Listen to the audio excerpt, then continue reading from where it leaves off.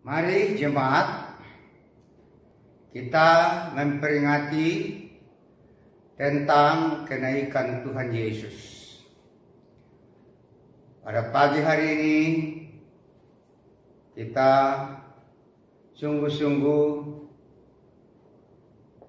untuk meyakini dan mempercayai. Sebelumnya mari kita berdoa. Jemaat di Blimbing, Tubumbang, Garabun, Suwan, Kagak. Mari berdoa. Terima kasih. Kami sangat mempercayai janji daripada Tuhan. Pada tanggal 21 jam 9 pagi ini kita merayakan kenaikan Tuhan Yesus. Terima kasih Tuhan. Biarlah dengan kenaikan Tuhan Yesus sungguh-sungguh kami mempercayai meyakini firman-Mu yang mana Tuhan Yesus sudah memberi contoh untuk naik ke surga. Demikian juga pun jemaat-Mu, bahkan semua orang di muka bumi yang percaya kenaikan Tuhan Yesus akan kita dinaikkan juga. Terima kasih. Sambut firman-Mu dengan penuh keyakinan, kepercayaan. Apabila ada rintangan tentang menghalangi firman-Mu yang kami mau baca dan dengar kami ini, kami tolak di dalam nama Tuhan Yesus. Biarlah Tuhan beri hikmat kepada kami semua. Pertama, hamba-Mu yang menyampaikan firman-Mu buat kami semua. Yang kami diberkati dan kami mempercayai dan kami alami seperti Tuhan Yesus naik ke surga. Demikian juga lah umat-Mu yang percaya pasti juga naik ke surga. Dalam nama Tuhan Yesus kami sudah berdoa dan mengucap syukur. Amin. Mari kita dengar firman Tuhan. Judul firman Tuhan pada pagi hari ini jam 9 pagi tanggal 21 ya, untuk raya kenaikan Tuhan Yesus. Judulnya adalah Tuhan Yesus naik ke surga. Ya, mari sekali lagi judulnya adalah Tuhan Yesus naik ke surga. Mari kita baca firman Tuhan dalam Kisah Rasul pasal 1 ayat yang ke-1, ayat yang ke-6 sampai ayat yang ke-11. Ya. Mari perhatikan baik-baik ayat yang ke-6. Maka bertanyalah mereka yang berkumpul di situ, Tuhan, maukah Engkau pada masa ini memulihkan kerajaan bagi Israel? Jawabnya, Engkau tidak perlu mengetahui masa dan waktu yang ditetapkan Bapa sendiri menurut kuasanya. Ayat 8, tetapi kamu akan menerima kuasa kalau Roh Kudus turun ke atas kamu, dan kamu akan menjadi saksiku di Yerusalem dan di seluruh Yudea dan Samaria dan sampai ke ujung bumi. Ayat 9. Sesudah Yesus mengatakan demikian, terangkatlah Yesus disaksikan oleh mereka dan awan menutupinya dan pandangan mereka. Ketika mereka sedang menatap ke langit, waktu Ia naik itu, tiba-tiba berdirilah dua orang yang berpakaian putih dekat mereka. Ayat 11, dan berkata kepada mereka, hai orang-orang Galilea, mengapakah kamu berdiri melihat ke langit? Yesus ini yang terangkat ke surga meninggalkan kamu akan datang kembali dengan cara yang sama seperti kamu melihat Dia naik ke surga. Mari kita akan belajar beberapa bagian dalam firman Tuhan ini dari ayat 6 sampai ayat yang ke-11. Bagian pertama dengan judulnya tadi bahwa Yesus terangkat ke surga. Nah, ayat ke-8 bagian dikatakan, tetapi kamu akan menerima kuasa. Jadi Tuhan Yesus menyampaikan bahwa kita akan menerima kuasa. Kapan menerimanya kuasa? 2000 tahun yang lebih, di mana Tuhan Yesus naik ke surga untuk disaksikan oleh murid-murid. Pada saat itu murid-murid Tuhan Yesus melihat, sehingga tentu saja kaget. Orang naik pohon aja, taruhlah namanya orang naik pohon mengambil durian atau nangka, kita kaget melihatnya sampai di mana dia naik dan dapat buah nangka atau buah duku atau buah durian itu. Apalagi namanya naik ke surga adalah Tuhan pasti janjinya itu memberi kita kuasa. Kuasa keselamatan, bukan kuasa-kuasa di dunia ini, tapi kuasa yang pasti menyelamatkan kita. Itu, tetapi kamu akan menerima kuasa. Kuasa keselamatan, kuasa memberi kita kemenangan, kuasa memberi kita pertolongan. Namanya aja kuasa adalah power atau mujizat apa saja yang namanya besar, kuasa surgawi yang dimaksud ini, bukan kuasa-kuasa di dunia seperti petasan, tuh banyak orang kaget. Tetapi kuasa dari surga ini luar biasa, itu pertama kita akan menerima kuasa begitu. Betapa pentingnya kuasa itu, makanya sebagai orang Kristen harus memiliki kuasa surga, kuasa Tuhan Yesus, kuasa Bapa, kuasa Roh Kudus. Kita lihat di dunia ini ada kuasa banyak. Ya, di luar daripada kuasa surga, kuasa Tuhan itu tidak ada yang kalah-kalah. Kita lihat namanya kuasa-kuasa dukun, kuasa mejik-mejik. Dalam nama Tuhan Yesus kita injak begitu. Tidak ada ceritanya begitu. Kalau soal kuasa-kuasa di dunia tidak kehitung lagi. Tapi kita butuh kuasa surgawi. Kita lihat nyata kuasa surgawi banyak. Tuhan Yesus membangkitkan orang mati, orang lumpuh, orang buta.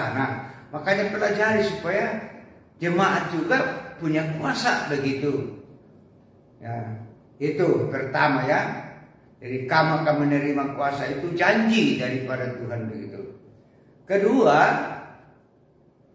jangan sampai kita tidak memiliki kuasa itu. Kedua, dikatakan katakan oleh firman Tuhan bagian B, kalau Roh Kudus turun di atas kamu begitu. Kalau Roh Kudus turun di atas kamu. Ini betapa pentingnya untuk dipenuhi Roh Kudus, yaitu kerendahan hati. Siapapun di dunia ini, manusia super apapun, kalau dia sombong-sombong, tidak rendah hati, tidak bakalan. Air itu kemana naiknya? Naik ke gunung atau turun ke bawah yang paling rendah? Pasti yang terendah. Makanya kalau orang sombong-sombong di dunia ini gitu sulit. Kalau orang sombong dikejar-kejar oleh setan gitu. Roh setan, roh apa, roh marah, roh apa, roh mengeluh, roh khawatir, roh bimbang, macam-macam. Tapi kalau kita dipenuhi oleh Roh Kudus, luar biasa. Kalau Roh Kudus turun ke atas kita, tidak mungkin Roh Kudus masuk ke dalam manusia yang sombong, yang tidak mau berdoa, yang tidak mau menyerah, yang tidak mau baca firman Tuhan, tidak pernah puasa, tidak pernah berkorban, itu mana Tuhan mau dekat-dekat begitu. Tuhan mau lihat hati yang rendah, yang taat, yang percaya, yang setia begitu. Apalagi namanya juga termasuk orang pelit, tidak bakalan boro-boro Orang-orang penuh oleh Roh Kudus, kalau orang pelit-pelit begitu, bahkan orang pelit tidak bisa masuk surga. Baca firman Tuhan, bukan saya yang katakan. Jadi betapa pentingnya Roh Kudus itu. Roh Kudus adalah Roh Allah sendiri. Roh Bapa, Roh Yesus, Roh Kudus begitu. Ya roh surgawi yang dimaksud bukan roh-roh dari dunia ini. Bukan bulu roh yang merinding, bukan bulu kambing, bukan apa yang merinding begitu. Itu betapa pentingnya. Kemudian ya supaya jemaat mengerti dan kita mengerti, kita ini belajar sama-sama. Pendeta manapun, manusia apapun yang top, kalau dia sombong-sombong tidak bakalan. Nah, Tuhan mau memasuki Roh Kudus masuk ke dalam orang yang rendah hati dan setia dan rajin, ya begitu taat menjadi pelaku firman Tuhan. Itu yang Roh Kudus masuk ke dalam setiap manusia yang seperti itu. Ketiga, mari tahap ayat 8 dikatakan, dan kamu akan menjadi saksiku di Yerusalem dan di seluruh Yudea dan Samaria dan sampai ke ujung bumi. Jadi kita menjadi saksi. Setelah kita menerima kuasa, setelah kita dipenuhi Roh Kudus, maka kita akan menjadi saksi. Ya, kalau tidak ada kuasanya, tidak ada Roh Kudusnya, bagaimana mau bersaksi? Ya, saya selalu bilang sama jemaat atau siapapun teman-teman saya bilang, menerima kuasa dari surga dipenuhi Roh Kudus itu ya sangat penting. Kalau orang dari dipenuhi Roh Kudus tidak menerima kuasa dari surga, apalagi namanya musuh kita adalah tipu daya muslihat, pencuri datang hanya mencuri, membunuh dan binasakan. Itu Yohanes pasal 10 ayat 10. Itu musuh. Nah, untuk mengalahkan musuh-musuh Yohanes pasal 10 ayat 10, yaitu dari kuasa surga, Roh Kudus, dan kita dan saksi. Jadi kita miliki ini. Ya, harus dimiliki setiap anak Tuhan orang Kristen. Nah, kalau bilang saya orang Kristen, saya pendeta, saya tua sidang, saya sekolah Alkitab, sekolah teologi, sekolah apa? Nah, lebih baik banyak dalam Alkitab jemaat biasa tapi dipakai oleh Tuhan luar biasa, ya kan? Jadi menjadi saksi. Jangan udah jadi orang Kristen, malas melayani, malas kebaktian, malas baca firman, malas berdoa, malas puasa, apalagi malas memberi perpuluhan untuk menyenangkan hati Tuhan. Kasihan dulu. Kasihan dulu menjadi orang Kristen tapi tidak pelaku firman gitu. Banyak hal seperti itu. Jadi setelah kita miliki ini dari 3 bagian itu, ya, menerima kuasa, dipenuhi Roh Kudus, menjadi saksi. Ya. Keempat itu kita dipakai oleh Tuhan di mana saja. Karena kita dikatakan ke seluruh dunia gitu. Maksudnya di mana saja kita berada, asal kita menerima kuasa dan menerima Roh Kudus dan menjadi saksi. Mantap dah begitu. Sesuai seperti firman Tuhan, seperti murid-murid Tuhan Yesus, seperti nabi-nabi, rasul-rasul, dan gembala, pengajar, penginjil, dan guru begitu. Ya, betapa pentingnya untuk memperingati kenaikan Tuhan Yesus. Kemudian kesimpulan, ya 3 bagian ini. Ya, firman Tuhan singkat tapi berisi, makanya mesti belajar. Kesimpulan dalam firman Tuhan, yaitu dikatakan dalam ayat yang ke-11 dikatakan kesimpulannya, dan berkata kepada mereka, hai orang-orang Galilea, mengapakah kamu berdiri melihat ke langit? Yesus ini yang terangkat ke surga meninggalkan kamu akan datang kembali dengan cara yang sama seperti kamu melihat dia naik ke surga. Makanya kita penting gitu. Tuhan Yesus datang akan kembali. Ya. Jadi kedatangan Tuhan Yesus kedua kali ini pasti untuk mengangkat orang-orang yang sudah percaya, yang menjadi pelaku firman Tuhan, siapapun juga begitu. Maka pelajari firman Tuhan bahwa orang-orang mati di dalam kuburan yang sudah percaya kepada Tuhan akan diangkat duluan naik ke surga, baru orang-orang percaya belakangan akan menyusul seperti itu. Bagaimana? Baca firman Tuhan dari Kejadian sampai Wahyu.